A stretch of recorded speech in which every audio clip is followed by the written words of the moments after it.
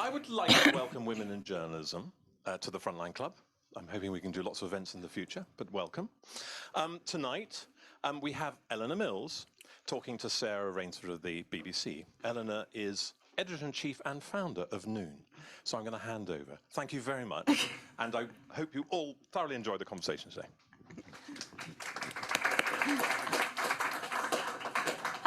Hello everybody, good evening. So nice to be in a real room with real people. I've done so many Zoom events over the last kind of God knows how long that it almost feels surreal to actually see real people sitting here. So thanks very much for venturing out. It's a delight today to have Sarah Rainsford here to talk to us. As soon as we saw what had happened, the Women in Journalism kind of WhatsApp lit up, and we were all like, we must get Sarah to come and talk to us, because we've been doing a series of these in conversations with very kind of prominent female journalists, and so we thought that your story would be fantastic. It says up there, I'm founder and editor-in-chief of Noon, which is true. This is my new platform for women in midlife, which is all about trying to help women find their next chapter kind of at around 50. But where I'm here is that I'm the ex-chair of Women in Journalism. I did it for the last 7 years. I just stood down. Alison Phillips, unfortunately for her, is at the Tory party conference. So I'm standing in, but I was really keen to talk to Sarah. So as many of you know, Sarah Rainsford, former BBC Russian correspondent. I'm still keeping my title for now. Yeah. Oh, you're still called Russian. Are you still Moscow correspondent? Well, okay, officially. So, yeah, officially. Cool. Good for you. Who was expelled in rather dramatic fashion. Unprecedented, I think. And so we're really going to try and explore some of her history with Russia, because she'd been reporting from there kind of on and off for the last 20 years and had studied there as a student in the mid-90s. So really, Sarah has seen the whole of kind of post-perestroika glasnost kind of through to Putin now. And so what I'd really like this conversation to do is to shed some light on what's going on in Russia, how things have changed in the time that you've been there, and why we suddenly got this incredibly dramatic kind of conclusion to your time, because I think that it really represents a massive shift kind of within Russia from that time. So I remember when I was at the Sunday Times, I was the main interviewer there for many years, and I interviewed Mikhail Gorbachev kind of when he was very much Mr. Glasnost, perestroika, and the whole tone around this was around Russia opening up, about it becoming, a democracy, freedom, people being able to ask any questions they liked. And personally, I remember I was lucky enough to meet a lot of world leaders, Bill Clinton, all those kind of people, but Mikhail Gorbachev always stood out in my mind as the most charismatic individual I have ever met. Really amazing man. So I've personally always been very interested in this story ever since. So tell us a bit, Sarah, about when you first got to Russia, when you went there as a student in 1994? 92. Time, yeah. And you were working in an Irish bar. That was later. But yeah. you studied Russian at A-level at school, didn't you? I did, yeah. I studied... So what drew you to Russia in the first place? The language, purely, to start off with. Yeah, I was at a sixth form college in Worcester, and it just so happened that a teacher there who'd learned Russian in the military offered Russian at A-level, and I liked languages, and I was studying French, and I thought I'd give Russian a go, and I knew nothing. I was, just completely a blank slate, and then I met a woman who came from Moscow this was 1991 at that time, so still Soviet Russia, and she stayed with me in our family home in this village outside Worcester, and she just seemed this amazingly exotic, fascinating creature from another planet, and she basically was the reason that I became hooked on Russia and all things Russian. Even though at that time I could barely string a sentence together. So we had this teacher who used to teach us very, very strict, rigid grammar. For the first year, we learned to conjugate everything, but we could not say a single thing. So Natasha came over, and she told me the other day that my Russian was useless. Kind of her. 30 years later, it's a bit better.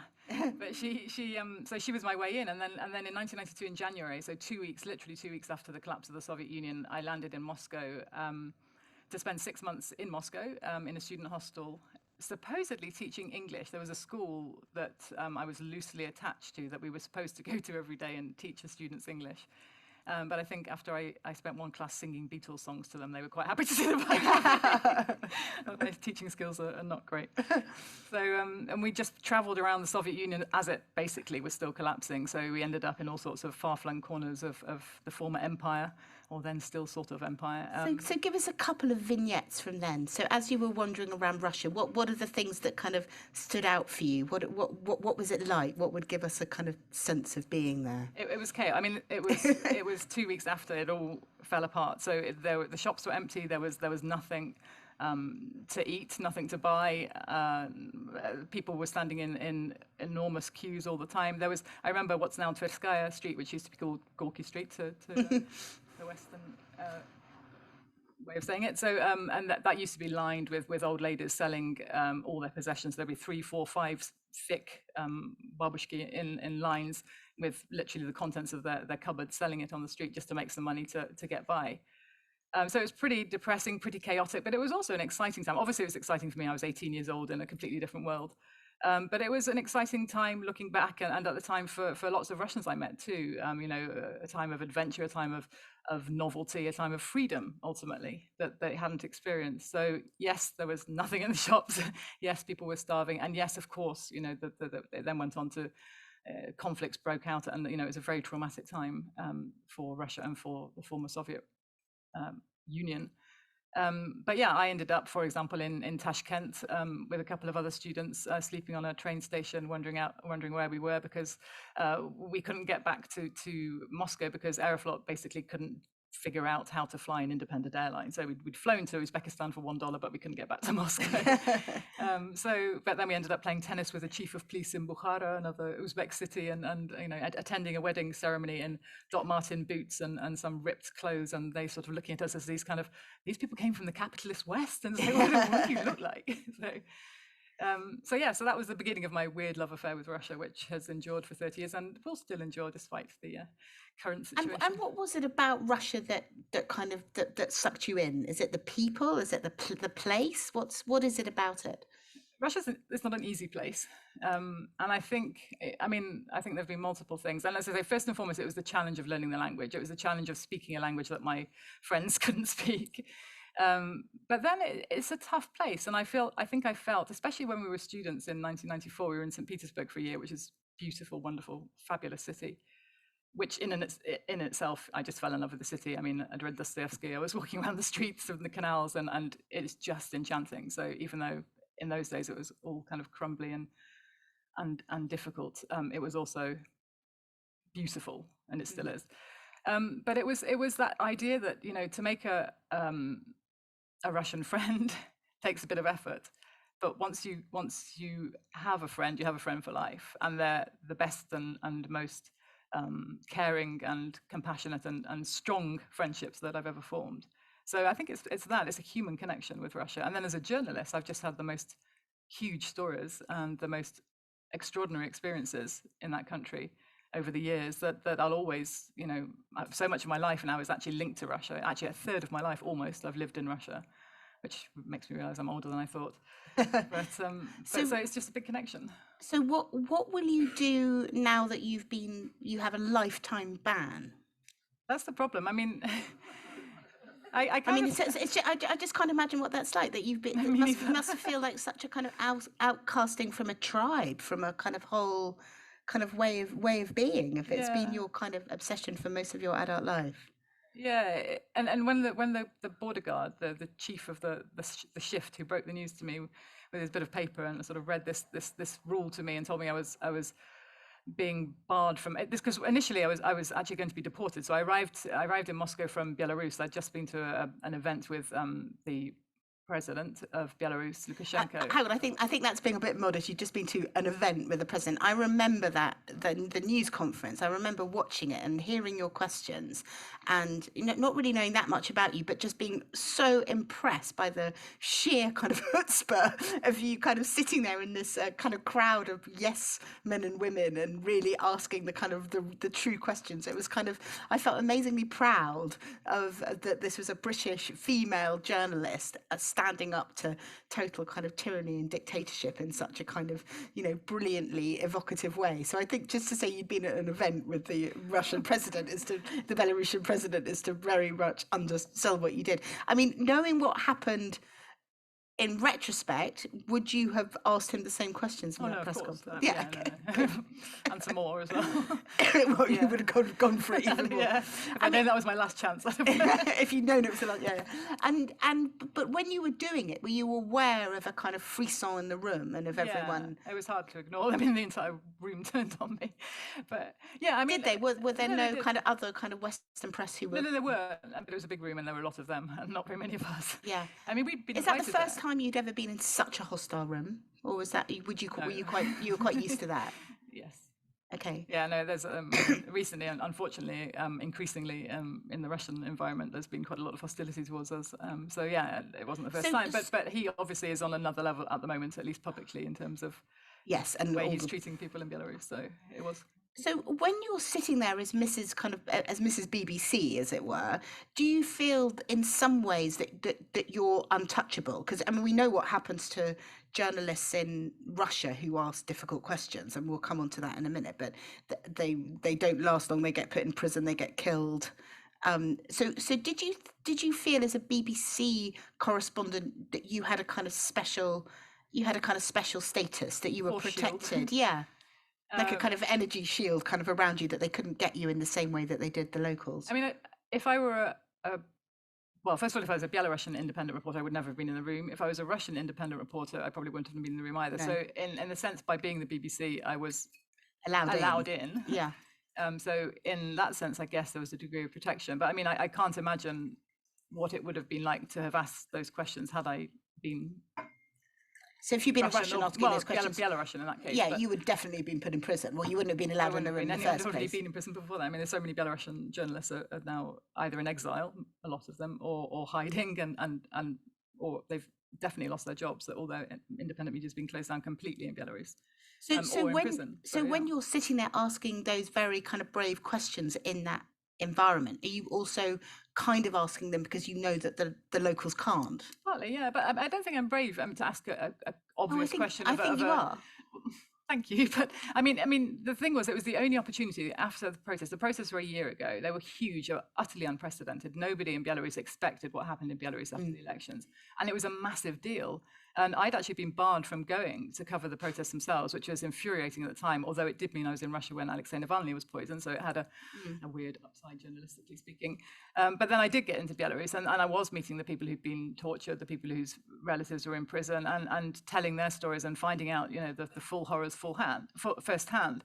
And so when we finally had the chance to actually ask Alexander Lukashenko about whether he felt he could call himself a legitimate president after everything that had happened. We were talking about torture. Yeah. I mean, I couldn't not ask him that question. And yes, certainly, I think I was asking it on behalf of all the Belarusians that I'd met and I'd spoken to. And I think that was an important question to ask. And obviously, his people in the audience had been primed, at the signal to go for whoever they were going to go for, because after I asked the question and he responded for about 20 minutes, they all basically kind of shouting at you and saying that you were, I can't remember what he said, but it wasn't very pleasant. But then they all stood up one by one and had a go as well, and I was accused of, I think I basically started the war in Iraq single-handedly, and there were all sorts of other things I was personally responsible for. But lots of Belarusians contacted me afterwards, and that was kind of the extraordinary thing. As I was on the border with Russia, then the next morning, having been told by the FSB I was blocked ever from returning to Russia, and my entire life in Russia was flashing before my eyes. I spent 12 hours in the airport waiting to find out what on earth would happen. I was actually getting messages on Instagram from all these Belarusians saying thank you for asking this question. And it was really weird because I hadn't expected it. I'd just been, as I think, just doing my job, and we'd edited a story, and I think we'd done a decent job, but the reaction was extraordinary, and I was so moved and so thankful to them, because I felt like it mattered. It felt sometimes you don't necessarily know that your work as a journalist matters. And at that moment, sitting on the border facing deportation, looking at social media, I was thinking, yeah, for those people it did matter. And so I was grateful that I'd been able to use the privilege of being in the room in order to at least challenge somebody on some pretty outrageous human rights abuses. And is this the first time that the Russians have actually banned a BBC Russian correspondent? Is this BBC, yes, yeah? but not the first time a foreign journalist has been stopped from. Okay, so which other journalists? Luke Harding was expelled 10 years ago? ago. Yes, I know, I remember that. Yeah. So, but yeah, but that's quite a long time ago. So, do you think that we're in the grip of a kind of unprecedented kind of crackdown on journalists? I mean, we know that it's been happening to local journalists for a while. I mean, no, I think we are. I think as foreign correspondents, we thought that we were protected. You talked about that sort of force field, the protection. I think we didn't think until what happened to me happened that that the Russian government would actually expel a resident correspondent. Certainly not the BBC. We thought, that the clouds were gathering somewhat over all of us in Moscow, but we never thought they would sort of cross the line. Because it did feel like a real Rubicon, didn't it? It did. But saying that, as you said, what's the atmosphere like now for journalists, or what's happening to local journalists? The thing is, it happened within a context of a massive crackdown on independent Russian media. And President Putin, since I was first reporting in Russia in 2000, and that was just after Vladimir Putin had come to power, and the first thing he really started to do was to tame the media. So he went for the TV channels first, and so the TV in Russia today is the polar opposite of what it was when I first arrived in Russia, or even when I was a student, of course. When there was basically a Russian spitting image mocking Vladimir Putin and the whole bunch of them all the time, immediately closed down, and gradually there was a war on the television channels, now utterly tame, utterly pro-Kremlin. But in recent years, there's been a real revival, or a real kind of birth, really, of independent and particularly investigative Russian media, who've been doing some pretty incredible stuff. And so there's this big backlash against that now. And it's encompassing all independent Russian media. So in the last few days, whilst I was in Moscow gathering my stuff, after they eventually let me back in to be kicked out later, there were WIJ, which is the big independent TV channel, who were on cable, were forced off cable. They've been fighting the authorities for years. Now they've been labelled as foreign agents, which is the latest. Don't they have to have a kind of label on all their coverage saying? Even their tweets. If WIJ tweets, kind of like, it's a bit rainy today, they have to say, this information is brought to you by a foreign agent working on behalf of blah, blah, blah, blah, blah. So yeah, in capitals, and it's a specific text on every tweet. And they're not allowed to retweet either. So. But that comes out. So their news bulletins have to start with this big announcement. Anything they publish online, their websites, everything, social media, all of it comes with this big, we are enemies of the state, deal with us at your own risk, basically. So the foreign ministry in Russia likes to say they still operate about all I think there's about 45 now individuals and media on that list of foreign agents. And the official line is, oh, well, they carry on operating as normal, they just need to label their stuff. But that's not true, because obviously it comes at a cost for the advertisers who don't advertise now, and these are all people operating online. They're basically labelled enemies of the state, so it's a difficult environment. And if they don't follow the rules, if they don't report on all their financial transactions in minute detail, then they risk being fined themselves and ultimately prosecuted. So it's a huge lever that's used now against the authorities, against independent press, and it's just one of many that's being used at the moment. And so what's Putin's game plan? I mean, is this like a classic kind of totalitarian, kind of tyrannical move to shut down and completely control and propagandize the news media? I mean, that's what it looks like. It looks like. Yeah. Well, I mean, he's closing down all independent voices, and the thing is that it's this sort of weird scenario now where you go to, or used to go to interviews, and one of the questions you'd end up asking was kind of, why are you still here, or how long do you think you'll be here for, or have you thought of leaving, and have you got a plan B? And everyone does. So a lot of the people we'd interview, and not just the media, this is any kind of opposition voices in Russia today, even down to the most extraordinary, you would think kind of most innocuous kind of people operating in the NGO sector or whatever. Most people have a get out. So they'll say, yeah, I'm looking at Georgia or Ukraine, or I've got a plan. Or they'll say, no, they're not going to force me out, I'm going to stay. And then you hear, a few days later, you look on social media and it's like, oh, look, the police have been around and they're searching that person's flat. So it's a really, really difficult environment, and it definitely feels like a new stage in something. There were people who thought it was a real crackdown in the run up to the elections that just took place, the parliamentary elections. But I think it was always part of a bigger movement towards more and more and more control. And obviously, the thing in the Kremlin's mind perspective is 2024 when the next elections should take place, for which President Putin has already laid the groundwork by changing the constitution so he can theoretically stay in power for another 2 terms. So if you talk to kind of normal Russians or your Russian friends, what do they say about this? I mean, what does the normal kind of intelligent Russian make of what's going on? Are they cross about it? Do they accept that this is the way it's going to be? I'm just interested to know, are they scared? A lot of my friends are of a certain kind of political persuasion. Yeah, no, sure, that's how I was I mean, they know very well and they see very well what's going on. A lot of them are journalists themselves, and they're very worried. Yeah. Some of them have left. Yeah. So, for example, when I was organising a goodbye party, when we were organising a goodbye party, I was kind of going through my phone and thinking, who we're going to invite, and it's kind of like, oops, no, not here. Gone, yeah. So that's the depressing, frankly, reality. But other people, you just don't talk about politics for some people. I think I would say that in 2014 things changed in terms of who you talk to about what. So 2014 was when Crimea was annexed from Ukraine, and there was a really, really hostile environment in Russia then. Actually, it felt much more hostile in 2014, perhaps, than I would argue it felt up till what happened to me happened in Russia now, because then there was this really public kind of division of society into enemies and traitors and patriots. And it was all over at that point, where people stood on the issue of Crimea. And that was very public. There were lots of state TV producing awful reports about enemies of the state, basically opposition people, lots of undercover filming and secret filming and really nasty campaigns against people, and it was horrible. And we felt that backlash too. I remember I was in Nizhny Novgorod to interview some opposition person, and I was sitting in the lobby of a hotel with a couple of colleagues, my producer and cameraman, and we were chatting, and then suddenly a group of people burst in and they surrounded us. It was a bit surreal.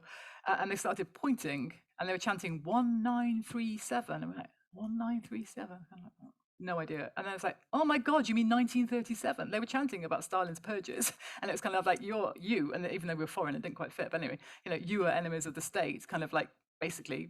Wow.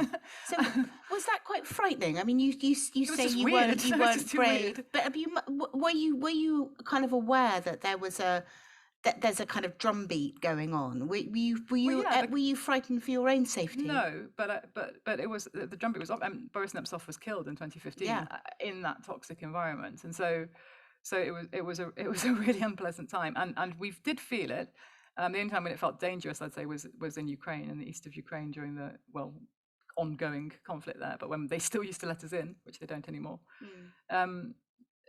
But it was unpleasant, and it was. I suppose the problem was that it was from the top, and that the messaging was coming from the top. It was the state media, it was the state officials who were presenting the West.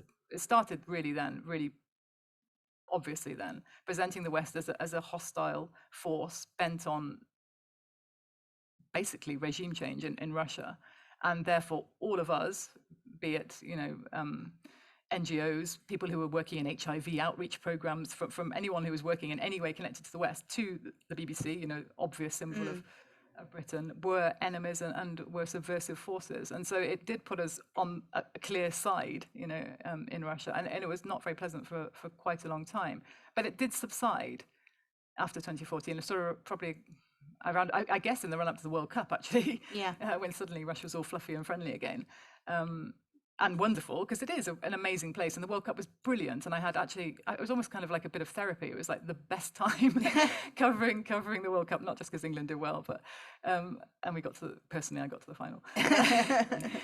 But it was just a relief from a pretty relentless kind of time, and then obviously, I suppose after that, the build up to what's just happened. So it's kind of, it goes in waves, but the wave at the moment is all repression up, kind of like niceness down.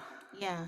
And what do you, having watched it so closely for the last kind of 20 years more, what do you prophesy will happen next? What's your prediction? Well, I don't think I'm going back, Stephen. No, well, you're not going back. But I mean, as a kind of long-time Russia watcher, what's Putin's end game to get re-elected in 2024? Yeah, probably, or certainly at least to have that option open if he deems it necessary. If there's no, obvious succession plan or what have you, or if he's not going to put in some other little person look who he kind of pretend there's but I mean it's the question going forward. But I mean, it was a question I was asking people before I left. We did a whole series of interviews before I left about kind of what's happened to me says and the context it was happening in, and everyone I spoke to was just kind of this.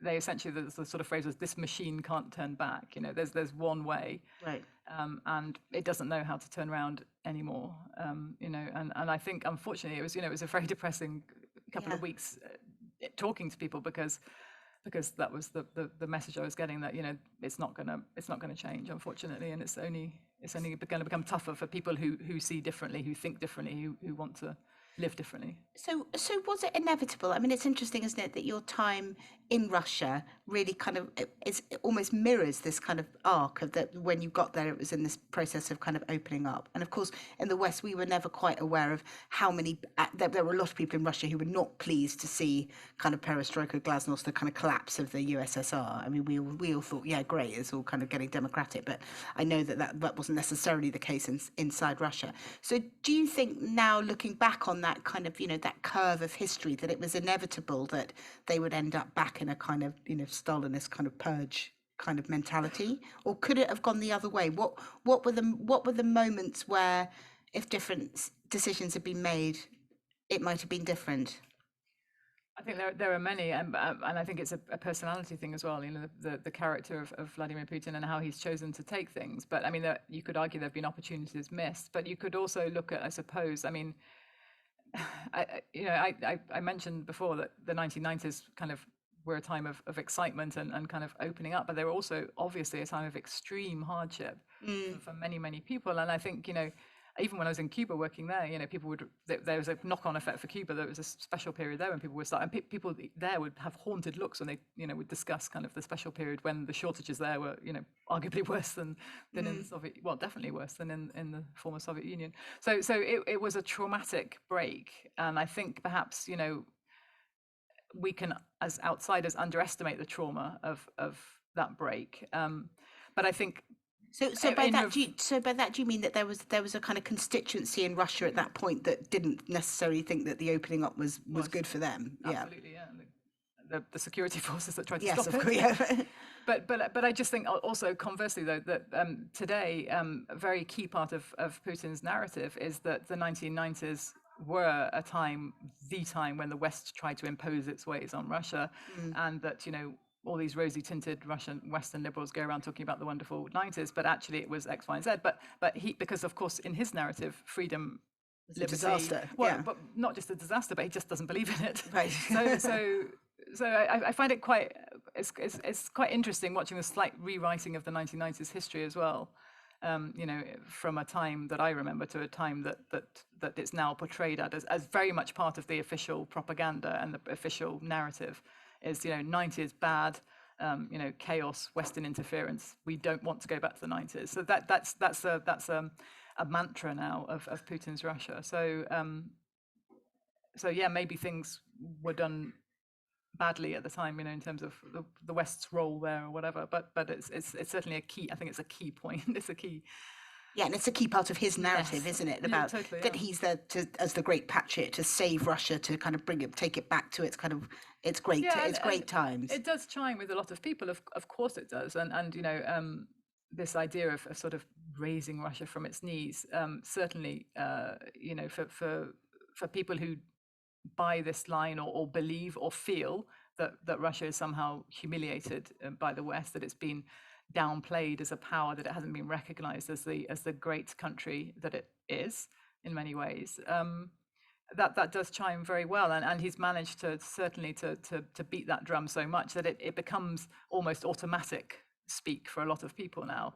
But I think it's interesting that, you know, that despite the sort of the very hostile rhetoric about the West now that is official speak now, people don't feel that. I mean, many of them can speak it and talk it and they'll say stuff, but sort of scratch the surface and you know, they're like, oh, what's it like in expelled? so it's not, I think it's surface deep, and I do think that it's something that's played on, and it exploits a real existing feeling of Russian people, but I do believe it's something that isn't forever. That's not inevitable. I don't think that Russia is, you know, set against the West as a default position. I don't believe that's true. Yeah, I wanted to ask you about that and about the kind of alliances that Russia is making. So, I mean, of course, the other great power, which is also pretty hostile to journalists and any kind of free speech or free discussion, is China. So, what's the kind of what's the narrative within Russia around China? Are they seen as is that seen as an ally? I mean, that's one of the great fears of the West, isn't it? That the two of them kind of join up in if you travel to the far east of Russia, then it very much obviously looks towards China, and it's quite surprising if you you know, coming from hanging around in Moscow and St. Petersburg, if you head out to like Vladivostok or Khabarovsk or you know, beyond or you know, those areas, then there is an obvious closeness, geographical, and also people learn Chinese. I mean, they just look that way, and the trade and all the rest of it. But they also feel very remote from Moscow in many other ways. So it is a vast country, of course, but I think still many Russians feel themselves as European in many ways, whilst rejecting what they're now told that Europe stands for and all this kind of political talk that goes around it. So yes, there is part of the country certainly looks that way. Certainly politically, it's you know, it's an easier partner for Russia to have. It doesn't lecture Russia. Russia hates being lectured, and it sees the West as hectoring and lecturing about human rights and all the rest of it, and it just isn't interested anymore. And I think that's one key thing I think at the moment. I just feel like in the old days, Russia did care about what the West thought, and increasingly now, it feels like whatever they do, they sort of don't care about the reaction. So in the old days, something awful would happen, a political murder or something, and there'd be a backlash, and it kind of mattered, you know, what the reaction was. Now, at the moment, I think a lot of people, again, I was talking to in the last week or two, were sort of saying, you know, the veil has dropped, you know, the game is over. You know, it's not a democracy, and it doesn't care what the West thinks. So I mean, there's obviously, you know, and it's not even trying to be anymore. It's kind of given up any kind of pretense, and that's worrying. Not just for the world, but also for you know, the people who still live there. Because I think from a UK perspective, there's a kind of one of the questions I wanted to ask you was that from a UK perspective, we saw the Salisbury poisonings, you know, Litvinenko being kind of poisoned in the Piccadilly Itsu, kind of from, you know, with radiation and you know, so there are kind of particular moments where Russia kind of impinges very much on the kind of UK consciousness because stuff has actually happened here, and therefore we think, wow, have they got it kind of particularly in for the Brits? So I wanted to ask, so from the perspective of you out there, are they just like kind of tiny pinpricks because basically Russia's doing this kind of thing to everybody at home all the time and all over the world, or was it particularly pointed at the UK? No, I mean, those two were specific people that were targeted. So, and I suppose they're Russians over here too. Yeah, and I guess, you know, that Russia would say that Britain has been harbouring all sorts of people that it doesn't like for quite a long time. I mean, Britain gets sort of sucked into it, but also, you know, there's a lot of language sort of, given that Russia keeps saying that Britain is such a tiny and insignificant country, they do spend a lot of time talking about Britain. Usually, you know, very rude, but still, there's a lot of talk. And obviously, you know, when it came to kicking a journalist out, they went for British journalists and for me, rather than, you know, CNN or whoever. And did those American reporters, the kind of CNN ones or those kind of networks, were they asking similarly challenging questions to you? At that particular event, slightly less so, but generally, you know, everyone there, I'd say that the Moscow press pack is a really good press pack. I mean, especially the newspaper reporters, especially the British ones, but also actually the American press written, newspapers. I think there's a really good bunch of journalists there. I think they're excellent. They're almost all of them with a long history with Russia, as I have. Not so knowledge,able, speaking the language. The vast majority of them Russian speaking, and I would argue writing great stuff. So that whilst they're extremely nervous at the moment, there's obviously none of them have changed what they're writing or what they're doing.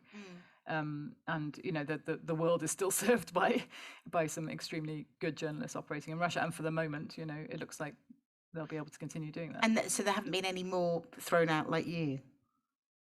So what was it? So if you think back, I mean, what do you think the trigger was for them giving you a lifetime ban as a security threat? I mean, that's a big thing to happen to a journalist. I mean, we know as journalists that lots of people kind of don't love us, and we're there to ask the questions that those in power would rather that we didn't ask. And we're kind of, the nature of the beast is to be a bit of a kind of thorn in the side. But this is of a completely different order. So if you really think back, what do you think it was that made them want to get rid of you? I think there's a lot of layers to it, and first and foremost, you have to start with the official explanation, which is that I was expelled because a Russian reporter from TASS news agency was not given leave to remain in the UK. Wasn't that like 2 years before? It was 2 years ago. The Russian authorities wouldn't name him publicly for a very long time, and still, if you ask them, they won't really. And why was he? Why did we send him packing? Was he a spy? He couldn't possibly comment. Yes, sorry, he was still employed by the BBC. I forgot. He applied to stay, to remain, and he wasn't given leave to remain. Okay. And the response from the Foreign Office publicly, the official response is that Russian journalists are allowed to operate freely in the UK. Okay. Implication being he wasn't a journalist. There are obvious issues and lots of discussion about the role of various Russian journalists here in the UK, but they do operate and they do work here, and there's lots of them. There's a vibrant discussion about them, and as there is here, as there is about us in Russia. So, but anyway, so this person who has not been really named, and it was 2 years ago. There was no fuss at the time. There was not headline news. I mean, he wasn't speaking in the. So that sounds like it was a bit of an excuse. Possibly comment, but no, I think Russia has a history of finding of kind of gathering pretexts, popping them in its pocket, and when it needs a pretext, it'll put it out. So I mean, it does it all the time. Yeah, and I think so they were kind of storing up some good reasons. So what do you think that was the kind of the kind of tipping point for them? Because you've been asking some you've covered a lot of the kind of big things going on in Russia for a long time, and been asking some tricky questions for the. I think we all have there. That's the thing. We all kind of annoy them quite intensely. That's our job, and I think we're all quite effective at doing that. I mean, I did have a habit of jumping out in front of people with a microphone quite a lot in Russia, but I don't. I mean, the thing is, I don't know if it was personal. It feels extremely personal. Yeah, must be. I think it was obviously political. I mean, I think the context of the relationship with Britain, I think, is important. I think the fact that they've gone for the BBC. Is sending a massive signal, because had they gone for Reuters or an agency kind of theoretically equivalent, maybe no, the BBC is kind of so they're making a statement, definitely, and then I mean, they keep saying it's not about you, Sarah, but I don't know. I'm the person they chose. Yeah. So I don't know. Initially, after I when the news first broke, obviously all the headlines in the Russian or the Russian-speaking press was, "Oh look, the girl who just asked Lukashenko a nasty question has been kicked out of Russia." Yeah, I mean that's what it looked like, certainly from the outside. But I just think it was a move against journalism, and when they were looking around for a journalist to go for, I seem to have ticked lots of boxes. Annoying. BBC. Yes. And I don't know. I mean, I have spent an awful lot of time in Russia reporting on people that the authorities don't like. Yeah. Just because that's the job. But I have spent a lot of time in court reporting on people prosecuted for purely political reasons. I've spent quite a lot of time reporting on people prosecuted for espionage in Russia. So that certainly, I know, has put me on the FSB's radar. I reported particularly on the case of a man who has Russian and American citizenship, but I was following that case very closely from the beginning, and had been communicating extensively with him whilst he was in prison. So I don't imagine they like that very much. He was given 16 years for espionage. He's told me that the case was entirely fabricated. I tend to believe him. So when we were talking earlier today, you were saying that one of the great kind of sadnesses to you or irritations of being thrown out was that all these stories that you'd been covering that were really important, that you were worried now, people weren't going to kind of shine the kind of, the bleaching kind of light of truth on. Do you want to tell us a bit about some of the ongoing cases that you were really concerned about? Yeah, I mean, I should just say Steve Rosenberg is there, so the BBC still has an excellent correspondent in no, Moscow, of course, so, but it's no, different I mean, when for you, fairness sake, it sounds like I'm sort of, of course, but I mean, you were kind of had lots of contacts who you've been very involved in with for a while, and always as a journalist, it's you have a kind of personal rapport with people, which is different. Yeah, and we did kind of different journalism, and also Steve just physically can't cover everything, so I do feel that a lot of the micro kind of coverage that I have done, it's impossible for that to get done now. And unfortunately, it's happening at a time of when that's more and more important, because there are more and more people ending up kind of in dire situations. So it's just everything from there's one case in particular I followed of a woman, Anastasia Shevchenko, who she's a single mum from Rostov in the south of Russia. She is a political activist. She'd been involved with various people, some people linked to Navalny, some people not. She'd taken part in a few political lectures, and she was linked she worked with a group called Open Russia, which was not formally linked to Open Russia in the UK, which has been banned in Russia as a undesirable organization, which is another new category used to close down opposition. So anyway, basically this woman was under house arrest for 2 years, during which time her eldest daughter, who was living in care, who was very, very seriously ill, her daughter died. And the judge, I was at the hearing when Anastasia was basically asking for permission to go and see her daughter when she was sick. She was only allowed to see her daughter at the very, very last minute, just before she died. And Nastya is just this extraordinary woman, but not just her. She has a teenage daughter who I think she's now 16, and her daughter was essentially standing in for her. So Anastasia wasn't allowed to leave the house. She had an electronic tag. She was accused of attempting to she was like shaking the constitutional order. It was a national security charge, but ultimately what it boiled down to was the fact that she was a member of this group, which they said was linked to this British group. And basically what it boiled down to was standing in the street with a flag that said she was fed up of Putin. And so it was 2 years of house arrest. Her daughter died. Her eldest daughter then became this incredible ambassador for her, and would sort of speak. Even I saw her once in Moscow speaking at a conference, and was sort of living her mum's life, and just was incredibly sort of politicized by it. But really, really impressive girl. And I just met up with Nastya, and she was in Moscow visiting. It was the first time her house arrest has just been lifted. She was given a suspended sentence, which in Russia is basically tantamount to being let off, because that's the best you get if you end up in court.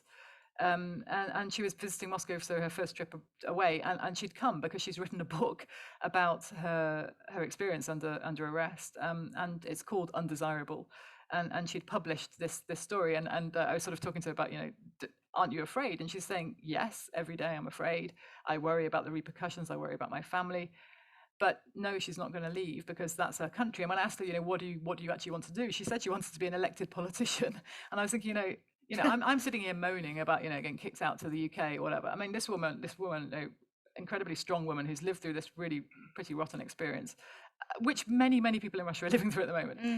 At the end of it, she's just sitting there saying, Sarah, you seem very pessimistic. And I'm like, I'm pretty pessimistic. Yeah, she's going to be all right. and she is there for the long run. She is scared. She is worried. She's realistic, but she's also sort of saying, I have to be optimistic. I have to kind of, stay strong, because I feel like people are looking at me to see what I do and to how I react. And I thought, go girl.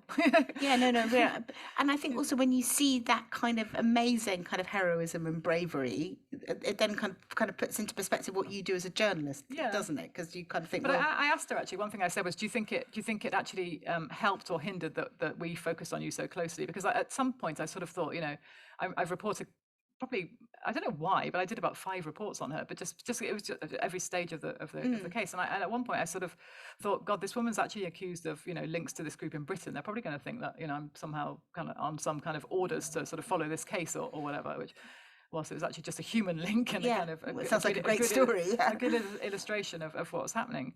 And she said no. She said, I was proud that you were there talking to me, and I and grateful and all the rest of it. But it was kind of, it crossed my mind that maybe I don't know, maybe she'd have been better off without us following her so closely. But she said not. She was.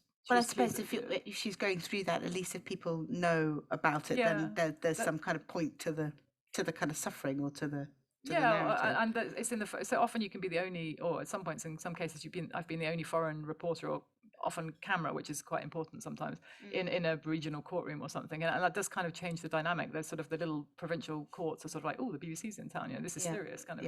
And I don't say it affects the way things go, but I think it does perhaps kind of, people start sort of sitting up a bit and sort of, I don't know, maybe I feel like they probably have to do it a bit more by the book, don't they? If you're there actually kind of reporting on it. I don't know. The book's pretty. Have you had the feeling that I know from other foreign correspondents that I've worked with closely, whether Christina Lamb or Marie Colvin, of the kind of guilt of you? I mean, you put a lot on the line, and you've been kind of thrown out of Russia, which you love, but you probably weren't actually going to be kind of put in prison or killed for what you thought. And there is that thing as a journalist where you can always get on a plane home. And I know that you've got lots of Russian friends. Is there a kind of weird contradiction there, that when you know that you can get out, whereas for them, however much you care about it, it's not actually your life on the line? Yeah, of course, very much so. Yeah, and in every story that or every event that you cover, particularly obviously if it's conflict or some kind of traumatic event, then you walk away and other people don't get to. But I think that's why, for example, I've always tried, where possible, not always I suppose, but as much as possible, I've tried to go back to revisit places and people quite a lot. So for example, one of the most traumatic things I've had to cover personally for me was the Beslan school siege, and kind of, maybe it was slightly for me, but also I just wanted to know what happened. I went back periodically, so and I have kept in touch with 2 children whose family I lived with during the siege, and who survived the school siege. There was 186 children were killed. Yeah, I remember. It was absolutely horrific. And so the fact that I've kept in touch has, I think they've enjoyed it. We're friends, but also it's helped me, I think, to see these 2 children kind of go on and kind of flourish, and I was able to help them in small ways along the way, and I think that kind of matters as well. I'm not very keen on the kind of journalism that sort of flies in, takes, and disappears. And I think when you live in a country, it's much easier to sort of keep engaged. Yes, there's less of that. I mean, I know that also there's less of that now. I mean, Christina Lamb, who's a good friend of mine, talks about because now everyone's on WhatsApp, so it's not like you used to kind of go into the Congo or somewhere like that, and then you'd come out and you'd never see these people again. They're now kind of in touch on the WhatsApp, saying you said you might be able to help me, kind of although that's an interesting moment, though, where we did a lot of stories about refugees and kind of coming across Europe, and again they're all on a kind of WhatsApp group. So there's the kind of old model of the journalist who would kind of go in, take the quotes, bung them in the paper. It's not like that anymore. They're busy checking up on what you're writing, and then also saying, well, you said you might be able to do this for me, what's going on? Yeah, and it's a good test, isn't it, like of your human nature. It's like yeah. But I do remember actually the family from Beslan turned up at my flat in Moscow quite soon after and saying like, hi, we've come out. I was like, oh, hi. Okay. So but we'd lived with them for several days during the most awful experience of their lives. So but yeah, it's quite it's one of the weird things about journalism, isn't it, that you have to get very kind of close, because you're getting people to tell you absolutely the most kind of visceral details of their lives. I mean, in some ways it's really like kind of doing and particularly if it's been something terribly traumatic for them, or you're there when something terrible happens. But there's that slightly weird kind of voyeuristic sense that you're kind of there, you get this kind of terrible moment of somebody's life, and then you disappear, kind of disappear off. I think it is different if you're in the country. A little bit, but obviously, it's a big country. But yeah, I think it's a big dilemma sometimes. Sometimes people want to keep talking to you actually, and sometimes you feel you're intruding on somebody at some time, but sometimes people actually want you to be there to hear what they have to say at the most traumatic time. So in Beslan, I remember talking to the granny who'd been in the school, whose two children are the two that I've kept in touch with, and I just remember. I didn't really want to do the interview because it felt too close, because I had lived with a family. I sort of thought, this is crossing some kind of weird line, but she just poured it all out, and I think she needed to talk, and so obviously as a journalist it was an extremely powerful interview, but also I felt that it mattered that you'd to her. helped, that you kind of helped in some way. No, I think that that's the kind of positive end of it. I mean, I was the editor of the Sunday Times magazine, and Christina went and covered a lot about the terrible treatment of people in Iraq and the refugees and the kind of the Yazidi women and what had happened to them, and in some of that she just started to feel that that it was so, what the women had been through was so traumatizing that every time they spoke about it, it was kind of re-traumatizing them. And we had a real kind of thing about that, and about whether it was actually kind of right to be kind of running some of the stories, because they were so, it was kind of so dark. And I think that sometimes when you do that, and particularly as a journalist, you say, kind of by this person traumatizing themselves and telling them their story, that something good will come out of it, that you'll get justice for them, or that when the world hears this story, they will do something about it. And I think one of the really terrible things as a journalist is when you kind of bear witness like that, and then nothing changes. Yeah. Which is why I felt quite gratified with that whole Lukashenko thing. It was a different kind of story, but getting that immediate feedback on social media in that sense, just like thousands actually of people writing to me, and it was it didn't. It really mattered. It was electric. It was a shock for me that was happening, and I was kind of like, wow, okay. So yeah, because you do often sort of promise that by talking to you that somehow something will change, and mostly it doesn't, of course. Yeah.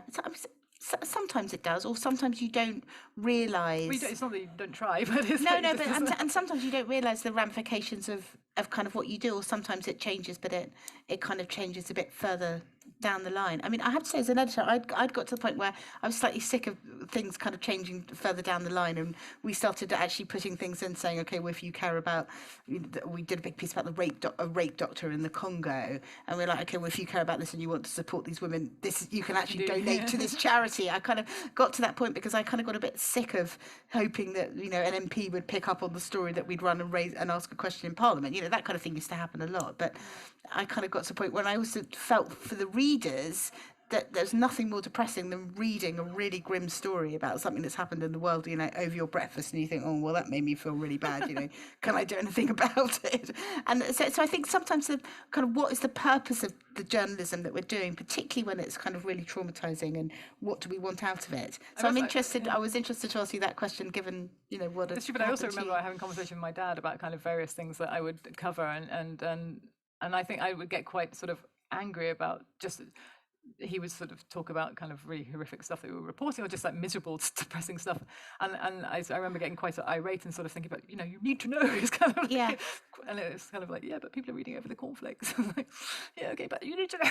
Yeah, it's kind of, you do need to know, but what's it for? And I think also there can be a kind of, not exactly a compassion fatigue, but there can be a sense as a reader or as a viewer that it's kind of awful and there's nothing you can do about it. So I started trying to say, okay, well, if you feel moved by this, do this, that there needed to be some kind of call to action.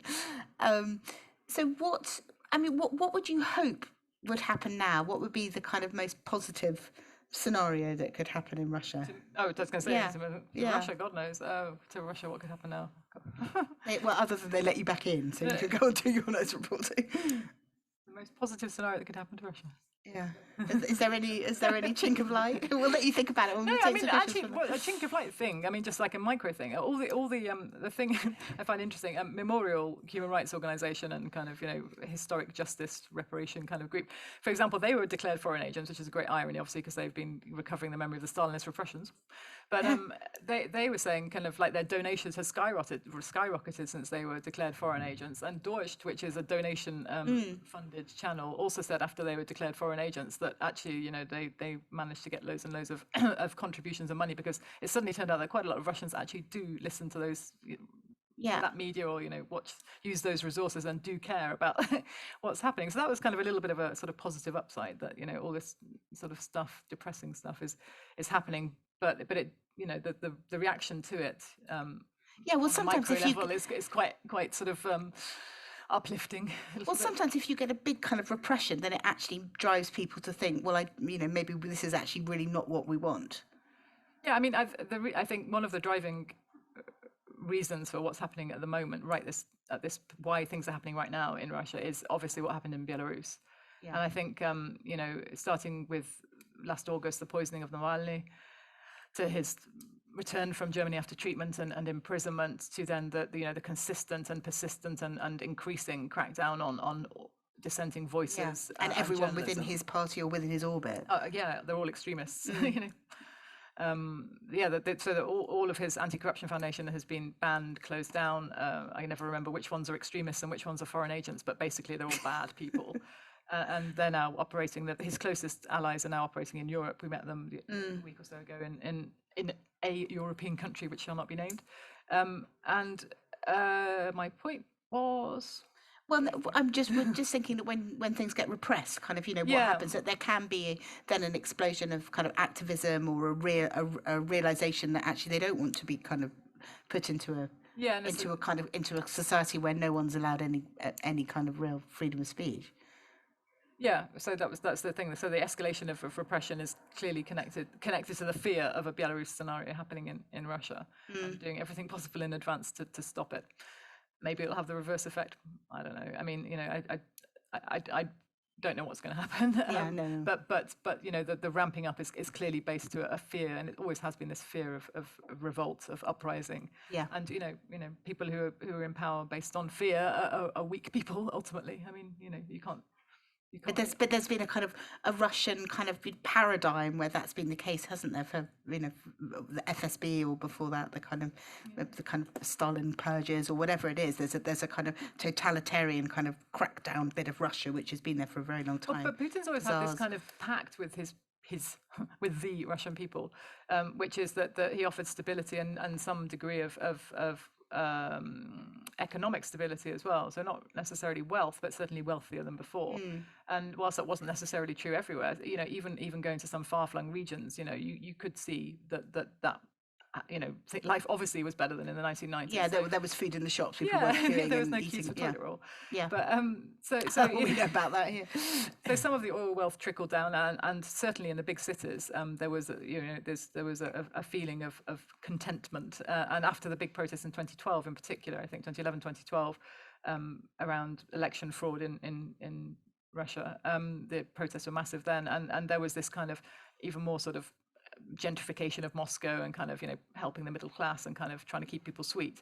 But I think I suppose the problem, or the question is when that economic well-being is challenged, whether that be through sanctions or through the oil price, how stable then is the system. And I'd say not that stable, really. Yeah, well, as long as the people have got things to eat and they're on queues, then they'll go on back. And basically still buying this line that it's better the devil we know, even if we don't really think he's the devil, but better this sort of this myth of stability than the kind of unknown of a return to 1990s Russia, and kind of dissolution and dislocation and or the sort of real bogeyman, which is kind of, oh no, it's going to be like in Ukraine. Look how bad it is in Ukraine. Look how bad it is in Ukraine. Regardless of who started it. Yes. We don't want it to be like so bad in Ukraine. Yeah. So you create a crisis and then present that as the ultimate end that you don't want to reach. So it's a. I think we'll take some questions here. I'm sure some of you have got some. Yes, we have the lady down here at the front. First of all, my name is Katrina, and thank you for this great discussion. A month ago, I have interviewed in Lithuania, Svetlana Tikhanovskaya, and she actually, the Belarusian opposition leader, she told me that in the beginning, she tried to establish some contact with the Russian regime and Putin. And obviously, she never got a response. So why the majority of the Belarusians actually are with her? So I don't understand why Mr. Putin didn't try to get in touch with her and had a closer relationship. At the end of the day, I mean, if he was with her, she would have still in power, right? I mean, I'd say there's one sort of obvious, not obvious, but like one quick answer to that, which is that Russia does not want to see a popular uprising succeed. So, if Russia recognizes Svetlana Tikhanovskaya, even in the interim as a chosen president, and suggests that Lukashenko's victory was fraudulent, then that is the triumph of democracy, and that ain't a model that Moscow wants to see work. I mean, I think it's fear ultimately, but there are a lot of obviously very close interests as well between Minsk and Moscow. That for the moment, Lukashenko is the best, I'd say, devil for Moscow at the moment. I don't think there's any love lost at all between Putin and Lukashenko, but at the moment, sort of Lukashenko's line, which is like, I am the at the fore, what's the word they use? Like the can't remember the military term he uses, but basically, they've got to get through me before they get to you. And at the moment, I'm standing firm for Moscow. So watch out, Moscow. Otherwise, I'll fall, and then you're gone too. Next, yeah. So, yeah, it's a good question. Lady she's an impressive woman, though. Yeah, lady in the pink. Hi, my name is Georgina. I just wanted to ask, so you talked about kind of like the social contract between the Russian people and Putin's government in terms of like stability for economic change, economic stability.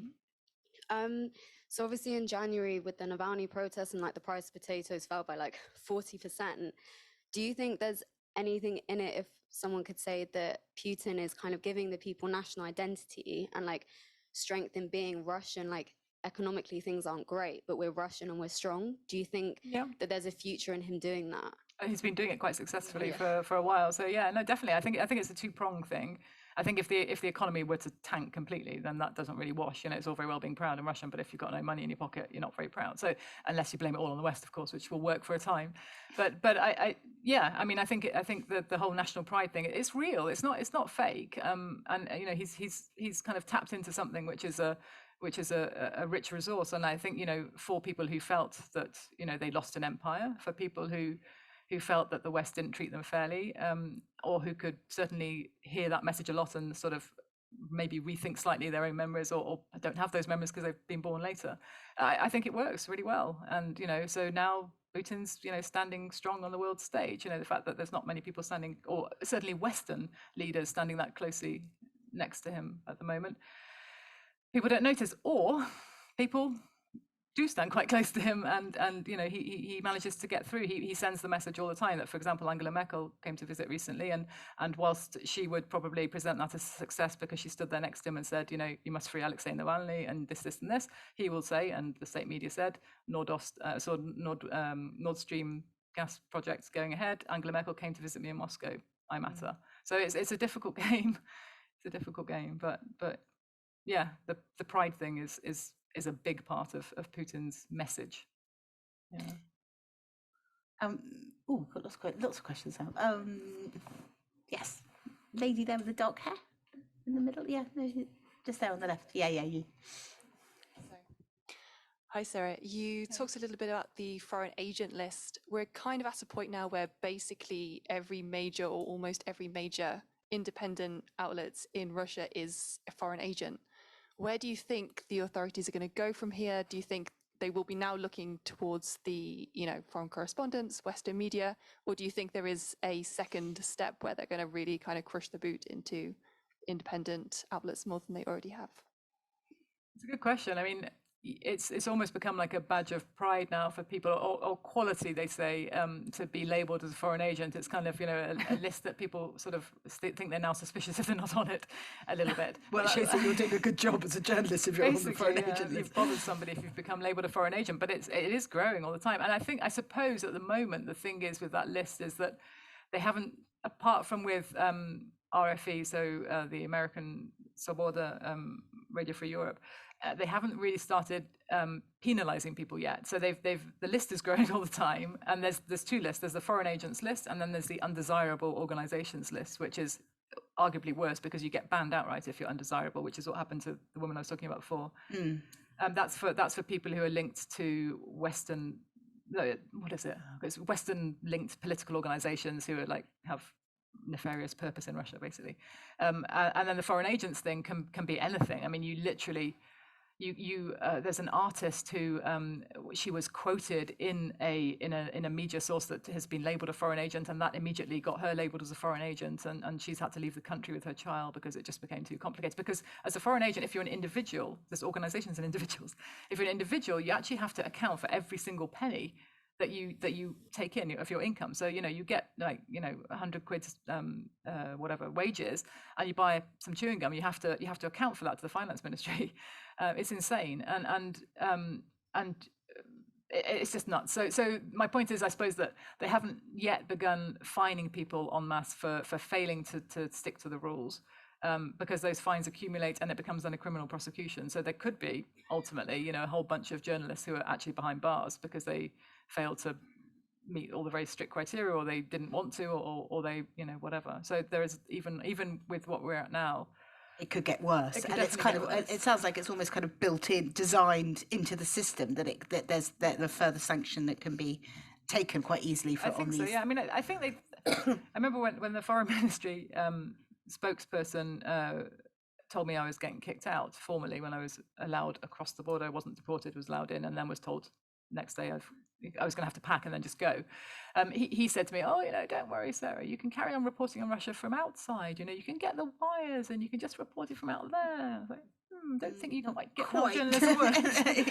But they would also, I mean, that is kind of how they think it works, or they certainly would like it to work that way. It's this whole kind of old Soviet thing, push out all the propaganda, awkward people. No, and just put all the awkward people kind of beyond the borders. Yes. And let them spout what they like, because as soon as you're outside, you're discredited. As soon as I'm speaking here, I'm discredited. Forget it. She's not an objective reporter. She's a whatever. It's just you're gone. You're easy to stick on the list of enemies of Russia. And I actually said at that meeting to the foreign ministry, I'm not your enemy. It was quite important for me to sort of say, even, to the Russian government, I am not your enemy. I am a journalist, I'm doing my job, and I'm not Russia's enemy, because, you actually ought to want people like me to be in your country, because I actually care. And, there's plenty of journalists in the history of reporting Russia who hate Russia, and who just want to slag it off at every opportunity. And I don't. I wish Russia were different, because I don't hate Russia. I don't hate the Russian people. I don't like what the Russian government is doing to Russia now. And I hate the fact that it's done it to me, but I hate more what it's doing to Russians. And so my argument to him, which obviously he wasn't really buying, was I was going to say, what was the reaction? What was their reaction to this? Yeah. Well, I'm here, not there. So yeah, but it was, but I do feel it very passionately, and yeah, it's this whole language of enemies and patriots and enemies is just so toxic, and it's been gathering pace for so long. And as I said, I didn't really think that it would be turned on me. I never thought that I'd be the one on the outside, kind of looking in. And I certainly didn't think that, if anything like that were to happen, it wouldn't be for a couple of years, it would be for life. I mean, that's pretty intense. Yeah. And not just that, but also national security threat. And I'm told by a very well-informed source, on the sanctions list. So that's like 3 levels of nonsense that right there. And so then they turn around and say, it's not personal, Sarah, it's not about your work. It's just, that guy from TASS 2 years ago. It just doesn't really add up, does it? No. Yes, the lady at the back on the left.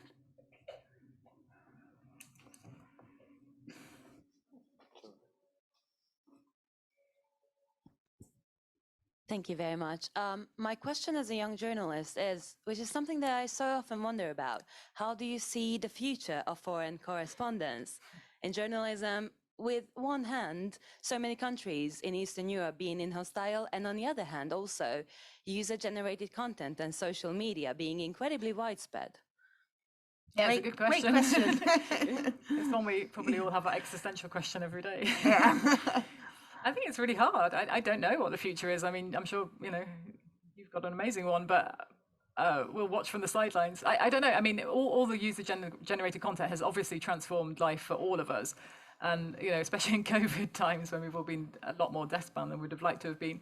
But certainly, from stuff happening all over the world, you suddenly have people based in London at our, offices kind of suddenly generating a lot of journalism from other people's material. But I would argue, and I do argue, that there's absolutely nothing that can ever replace being on the spot with a microphone and seeing for yourself, because, who knows what's on the other side of that mobile phone, who knows the context in which that mobile phone footage was taken. So yes, it's important, yes, it's exciting, but it doesn't replace what we try to do. And I'd be a bit sad if we all sat at our desks, letting people go around, citizen journalists with their phones, and we didn't go out and see for ourselves what was going on. And also, there's a whole load of arguments about, the kind of reporting that you do. And I think the BBC still is an objective media organisation, and if we go there and tell the story, then I would hope that people trust us a bit more than some bloke with a camera. But so hopefully it's a mixture of the two. I think that there's a real issue there around the funding of news media, which have been massively hit by the incursion of the social media giants. So like 95% of all the kind of journalistic kind of publishing income online now goes to Google and Facebook rather than coming to the newspaper organizations. I mean, I worked for 25 years for the Sunday Times. I don't work there anymore, but I think that there's a huge issue around how you fund news, and the future of foreign correspondence is going to depend on newspapers or media organizations being able to pay for people to go and report, which is always incredibly expensive and risky. And increasingly, foreign journalists get also targeted as kind of, so they become part of the story. I mean, I work with Marie Colvin very closely at the Sunday Times, and with Christina Lamb, who was under fire in Afghanistan, and it became increasingly over the years that I was there, kind of more and more risky and more dangerous to send people out to these kind of places where they became targets. So I mean, it's up to everybody to go on paying for journalism if they want foreign correspondents to continue in the way that they were. I mean, I think we definitely need them, but they will only go on existing if people are prepared to pay money for the journalism that supports them.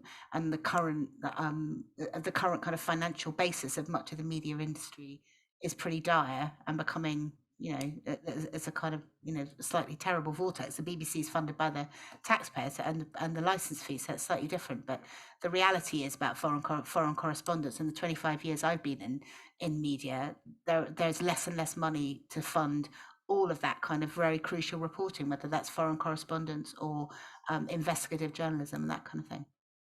So, it's also up to a kind of younger generation to feel that news is something that is actually worth paying for. Okay, I'm going to come to this chap here because he's had his hand up very patiently right from the beginning. Yeah, thank you very much indeed. I notice on quick Google check that you say that your last night in Moscow, you enjoyed some Venezuelan rum. Yeah, I saw that too. Yeah. Russia and Venezuela. No, there's a very interesting story coming up next year. A couple of interesting stories. My question, you both touched on it in the last few minutes.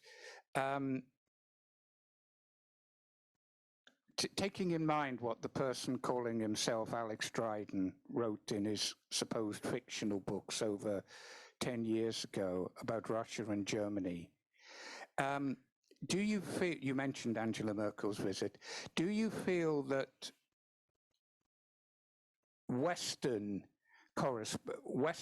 EU national correspondents, particularly from the German-speaking countries, are cowed or perhaps are playing a different line to the Anglosphere on Russia? I don't read German media particularly, although I know very well some colleagues at Deutsche Welle, and I would say that they do some pretty damn good stuff. So I don't read the newspapers, but they've also been annoying the Russian government quite a lot. So I'd suggest, despite my ignorance, which I profess, I'd suggest they're probably doing a pretty decent job, like I would argue most of my colleagues there are. I don't know if you have some specific thing in mind, because they've... Right.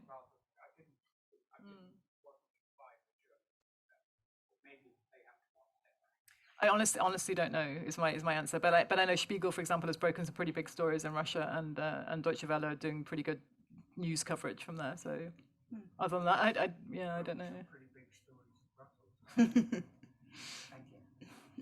Lady on the bunket on the left there. Very smart new bunkettes, by the way. We're very impressed by the new addition to the Frontline Club. Yes, I'm very impressed as being referred to as the lady on the bunket. I mean, this may be a very unfair question, but do you feel that the BBC and or the British government fought hard enough for you to stay in Russia? Ooh.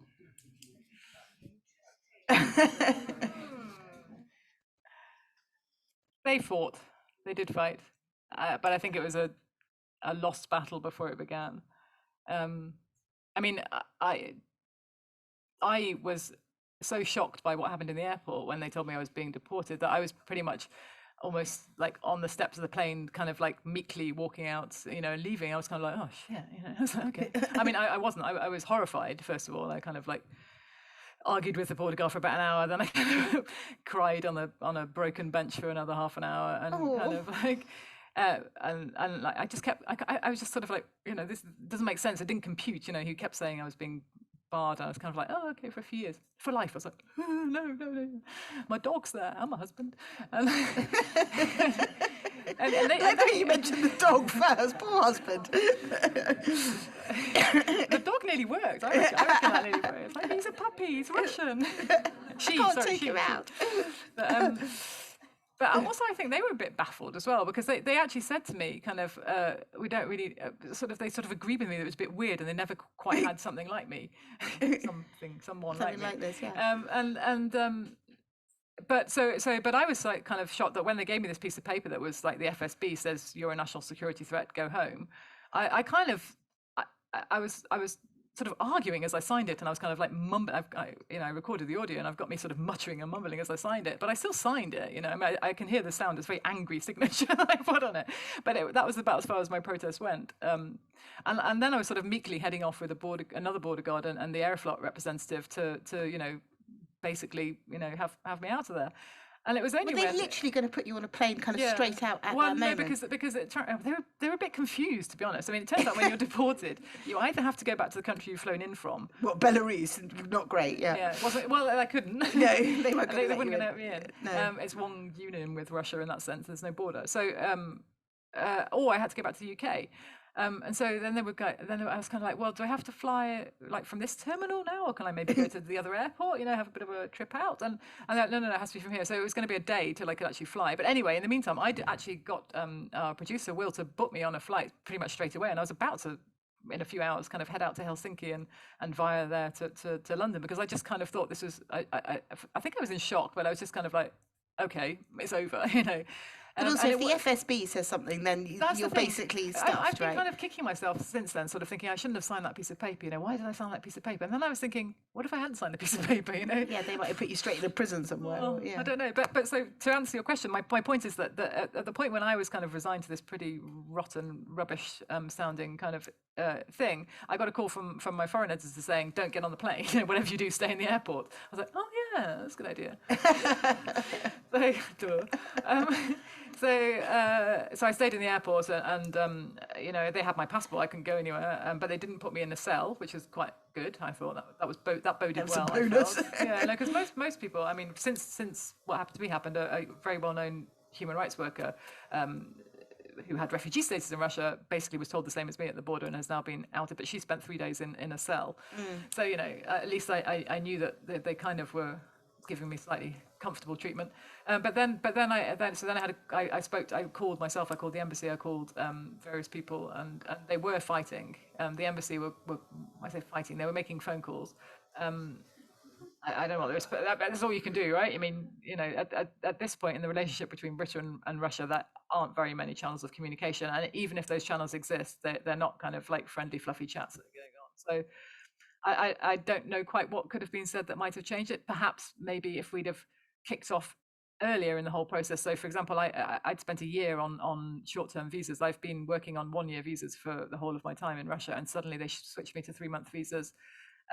If someone had kicked up a fuss about that a bit earlier, maybe it would have sent some kind of signal that perhaps it was not a good idea, and that perhaps mouthy Sarah will go back to England and start mouthing off. I don't know. I don't know. But they fought for me. They did what they could. Do you think it's changed the coverage since? Do you think that the BBC would be less likely to? I mean, do they ask less tough questions since you got chucked out? No, absolutely not. The opposite, maybe even. Yeah. No, definitely not. I think the Russian government's been a little bit surprised what happened by what a fuss there's been. Not necessarily that, but I think they probably. I mean, I suppose I've been a bit critical tonight, but generally speaking, I'm trying to speak from the perspective of someone who cares about Russia, and I think that perhaps surprised them. I think when I was in the foreign ministry and I spent an hour telling them that they were doing the wrong thing, when they just thought they were going to basically tell me it was bye Sarah, and I just said, hold on a minute. And, I care about this. I think that surprised them. I think they thought that I was probably I'm not married to a Russian. My husband's English, despite the dog. I'm not that physically entangled with Russia. So maybe they thought I'd be an easy person to kick out, and I didn't make it quite that easy for them. So I think perhaps that surprised them, and the sort of kickback and the sort of the rhetoric now since I've gone from the foreign ministry has been quite interesting. I think they're a bit baffled. Especially because I said in some interview that I didn't really feel at home in England because I haven't lived here for 21 years. Yeah. So yeah, of course it's kind of familiar and all the rest of it. My family are here, but it doesn't really feel like home. And so the latest thing from the foreign ministry was Sarah Rainsford, who basically is like is offended by, they use the word ambition there, offended by Moscow and London, is now looking to become the permanent correspondent based in Minsk. I was, oh really? That was because I'd applied to extend my accreditation in Minsk, but they said no. So what are you going to do now? Not set up an office in Minsk, apparently. No, come on. Carry on doing my job somewhere else, hopefully. Anyone else? Yes, the dog is safe. Smudge is safe. Smudge is safe. Back. And my husband. But yeah, no, that was actually quite complicated, but yeah, they're back. But yeah, I mean, just hopefully carry on doing the job, but unfortunately not in Russia, and in no way connected probably to Russia. So you'll go on being a foreign correspondent, but not necessarily, specialising in Russia. Or I don't think I can. Because you've been in Istanbul and Cuba and stuff before, haven't you? Yeah, I'm a Spanish speaker, French speaker. Anyone's out there? No, I'm joking. But yeah, I mean, I've worked in other countries, and I of course I would have moved on from Russia. I wasn't going to stay in Russia for the rest of my life. The point is that I would have been able to return to Russia, and I wouldn't have been severing my entire reporting and personal history with Russia for good. Yeah. Or for the duration. No, which is a terrible thing when it's been so much of your life and your passion. No, I think we'll get that. Up in the stripy jumper. I was wondering if our new Foreign Secretary were to ask you to temporarily remove your BBC hat and ask for your advice on how the British government should be reacting to Russia, what might you say? Gosh. I was going to ask that question, but I thought she wouldn't be able to say anything interesting, so I decided not to. I do find it hard to answer kind of like prescriptive questions on Russia because I don't know. They're clever, they're really clever. And every time you think something's like, we've never thought they'd kick me out, and they did. We never really thought they'd annex Crimea, and they did. The Russian government is pretty wily. So, there's only one thing I'd say is you need to have balls. You need to be strong, and I'm not going to say they respect you if you're strong, but they don't respect you if you're weak. They'll walk all over you. So, is Boris being strong? No comment. No, I mean, there's obviously this problem, which is, this idea that you need to engage with Russia because it matters in various, fields. So Syria, Afghanistan, whatever, Russia is in the UN Security Council. You can't just ignore Russia. But how do you engage with someone who's actively hostile and is actively, conducting killing people on your sovereign territory, and it's a conundrum. And I'm glad I'm not in government and I'm just reporting on the consequences rather than prescribing policy. That's a cop out. Yes, the lady at the bar at the back. She's been waiting patiently. Thank you. My apologies for asking another prescriptive question, but I guess on the note of fighting battles and sort of you having a really special place for Russia in your heart, do you see anything changing in terms of how Alexei Navalny and his associates have received a lot of attention based on their protests or them just sticking around? Do you think any big thing changing in the machinery could actually help them overturn the situation or set a precedent for something else too? Sorry, what do you mean? What do you think could change in the Russian political machinery to actually allow Alexei Navalny and his associates, or perhaps protesters that you've come across, to actually gain some power and perhaps change the narrative for better? Oh, they're not going to have any role in this current Russia. I mean, I think the messages are so clear. I mean, we just spoke to. Well, he was poisoned. He's in prison. And there's another, I think it's 4 criminal charges now that have been brought against him. 1 that got him put in jail in the first place, and a further 3 since he was put behind bars. The messaging couldn't be any clearer on Navalny. And we just met his associates, and they're carrying on broadcasting. But obviously, what they did was what really niggled. Well, niggle's a minor word for it, but was their anti-corruption investigations, the films, the stuff that they were producing, and it's a lot harder for them to produce that now from outside, although of course they still have people working inside, but it's just dangerous, I think. But they were determined that they're going to carry on and that they will ultimately return to Russia. But I don't think they have a role just now. I mean, we get criticized quite a lot for sort of overly focusing on Navalny because people will say, oh, he represents a tiny percentage of Russian people. But I suppose what happens to him says so much about Russia and about what it does to anyone really in opposition. And the fact that obviously he's charismatic and kind of has this whole thing going on. Of course he attracts attention and obviously he got poisoned. So my point being that Navalny isn't the be all and end all for Russia by any means. He's not the solution, but what's happened to him is important, and I think it shows how worried the authorities in Russia are, despite all the time playing down his significance and saying he's a nobody, and in fact not even naming him. Putin doesn't talk about him by name. He's just the Berlin patient or the that whatever, I don't know, all the silly names that he has instead of saying Navalny. So he's an interesting phenomenon. Is that because Navalny was getting a bit too kind of close with the kind of corruption investigations that he was doing, was actually doing Putin real damage?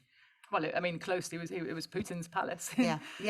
But yes, of course, amazing footage of the incredible, the palace down in the. And not just that though, but I mean, he'd gone after all some very senior people. I mean, starting with the one about Medvedev, which brought people out in protest with little rubber ducks and stuff. It was being a bit too effective. Yeah. And if people come out in protest in Russia, it means more than in other places because the risks are pretty high now. Yeah. Okay, it's the last question because I'm being told we've got to stop in 5 minutes. So you've been very patient here in the middle at the back. Thank you so much for a great conversation this evening. I have a 2-part final question. The first part is, with the brain drain from Russia only accelerating and hundreds of thousands, perhaps millions of Russians settling in cities around the world, including London, do you think there's anything that the Russian diaspora can do outside of Russia to impact events inside of Russia? Because they seem to have failed to do so successfully so far, with a couple of key exceptions.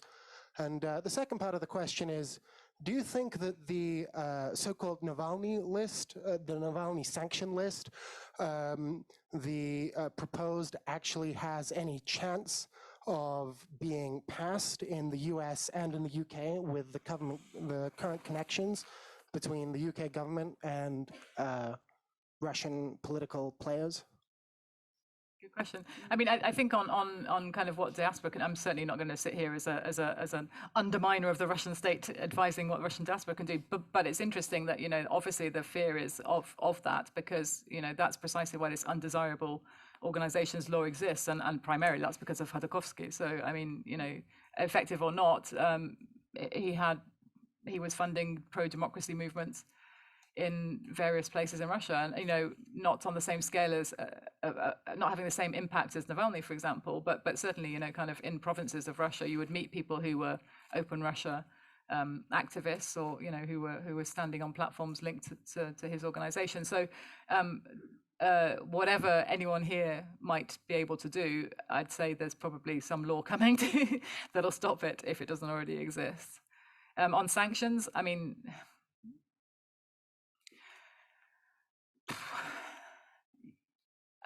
I don't know how you affect policy in Russia unless it's through the pocket. I mean, unless it's through financial sanctions. Specific people, I don't know, but I think it's a powerful argument. But in Belarus, I know, for example, Tikhanovskaya, I spoke to her the other day. She was saying, Svetlana Tikhanovskaya was talking about going around and talking to governments and sort of saying, look, what's happening in Belarus, you need to be tougher on sanctions. And she is obviously, she was forced into politics not through any choice of her own, but she was coming up against the obvious realpolitik, and she was just sitting there kind of slightly helplessly saying to me, I keep telling them what's happening, but they have their interests, I understand. So it's a difficult mission. But yeah, it seems to be effective. It seems to be what they're worried about, I would say. Definitely. Good place to end it. Thank you so much, Sarah. It's been a fascinating conversation. Thanks to all of you for coming. Thanks to the Frontline Club. Thanks to Women in Journalism for organising it all. And it's really lovely to see you all. And thank you, Sarah, for being so brave in the questions that you've asked and being such a. No, I think you've been an incredibly kind of brave example of journalism at its best.